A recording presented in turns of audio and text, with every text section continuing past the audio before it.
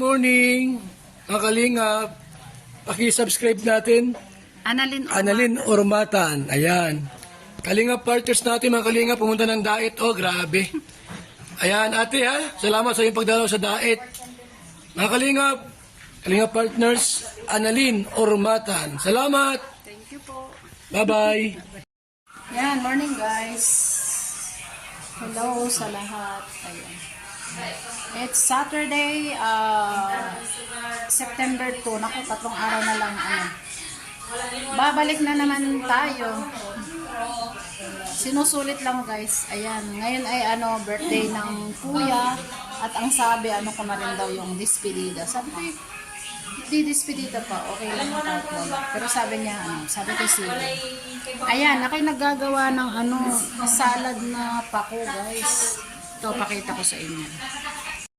Ito yung salad na pako. Kasi nung nakaraan, gumawa din kami ay naubos. Kaya dinamihan. Tapos lalagyan natin ang itlog na maalat. Ayan, gumugulong pa yung itlog guys. Gumugulong pa buhay pa. Tapos kamatis. Ayan, mamaya.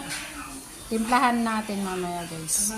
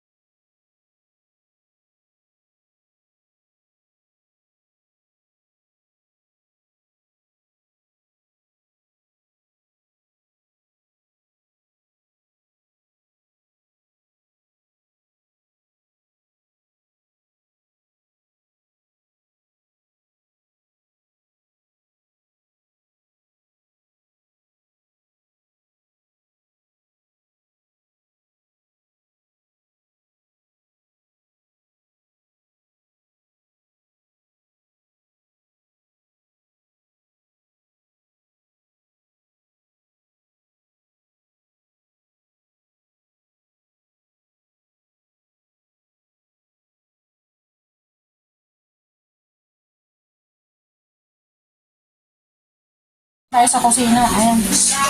Gagawa daw sila ng sisig tofu. Ayan. So, ito ang cook namin. Ayan. Yan ang sexy naming cook. Sexy yan. Sexy yan. Ayan na guys, templahin na natin yung pako.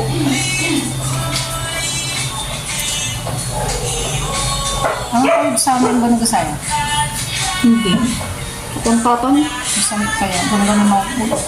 Nagkakabutan. Masarap ito guys kasi last birthday na bunso ay gumawa rin ako nito.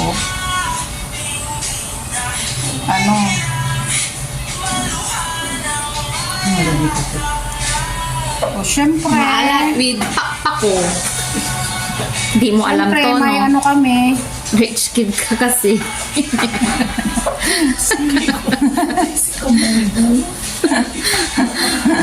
Masarap to, masarap. Kahit hindi ko pa natitikman. Sana all nagsasabi na masarap nang hindi natitikman. Ito po, tas lalagyan ng kamatis. Madaming kamatis.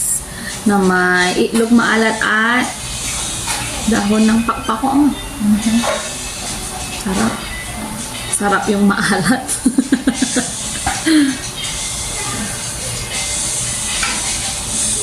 Masarap to guys kasi ay napaka-healthy. natikman ko nung nakaraan kaya nagsabi ulit ako dun sa kasi may kami may tagarasyon. Ang sabi ko ganun sa hindi. Kapag papam, Itlog maalat. masarap ito guys kasi last birthday ng bunso ay gumawa rin ako nito.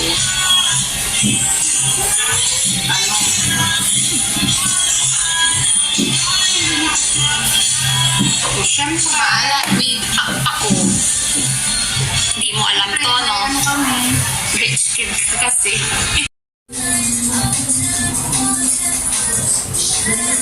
Yan guys, lagyan na natin yung Pero parang kulang yung itlog na alat. Kulang ang itlog ng alat. Dagdagan natin.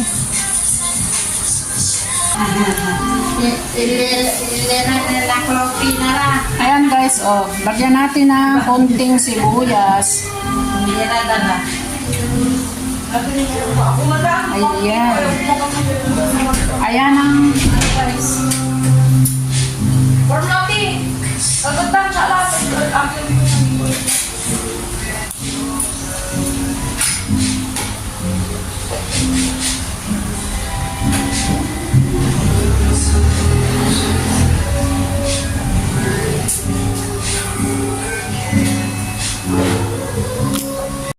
Ng ating pako.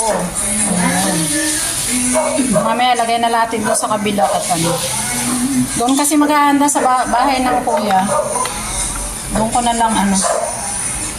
Dadalhin ko na lang doon mamaya. Ayan guys.